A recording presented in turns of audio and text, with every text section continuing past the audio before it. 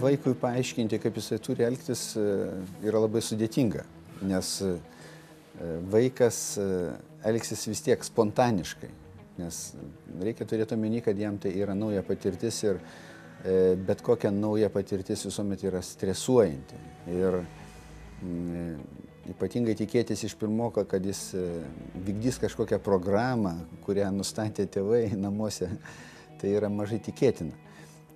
O tai, kad jis elgsis spontaniškai, tai jo elgesį mes galim šiek tiek patreniruoti. Tai namuose kažkiek tai prieš mokyklą tiesiog pabandyti, kaip elgiamasi, kokios yra sąlygos, kokia aplinka, apie tai pasišnekėjus, kad iš tikrųjų ta atžala nesijaustų kaip įmestas į šaltą vandenį, visiškai nemokantis plaukti.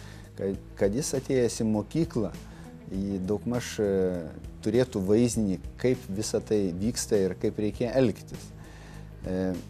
Dar vienas yra labai svarbus dalykas, ką reikėtų tėvams žinot, kad jeigu vaikas yra, taip vadinamo, normalaus intelekto, jis neprivalo būti aukšto intelekto. Jeigu jis yra žmogus protiškai neatsilikęs ir telpa į tas vadinamas normas, jis yra pajėgus mokytis gerai ir labai gerai. Čia tik tai problema dažnai būna tame, kad netinkamai yra mokomas tas vaikas. Kad prisiminti reikia, kad kiekvienas vaikas yra asmenybė, individas, užaugęs tam tikroje aplinkoje, kuri nėra vienoda visiems. Ir kad į to vaiko širdį, į jo susidomėjimą mes turim rasti būtent jam vienam būdingą tą kelią. Ir jeigu mokytojams nepavyksta to kelio surasti, tai tėvai tą turi padėti jau panaudodami visas priemonės, kokios tik tai jiem yra priimtinos, imtinai iki papildomų galbūt kažkokių pamokų užsakymo.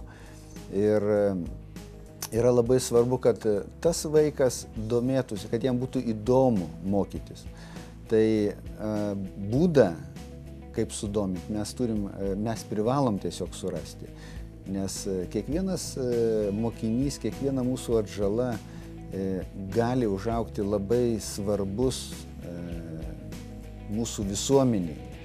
Ir tikrai mes negalim taip atsainiai ir neatsakingai pasakyti, kad surūšiuot, kad šitie vaikai gabūs, šitie negabūs, dirbam su gabiais, o negabūs, kaip sakant, mūsų nedomina. Nes istorija žino daug atvejų, kada nurašyti mokiniai, nurašyti vaikai darė esminius pasikeitimus mūsų gyvenime, mūsų civilizuotam gyvenime.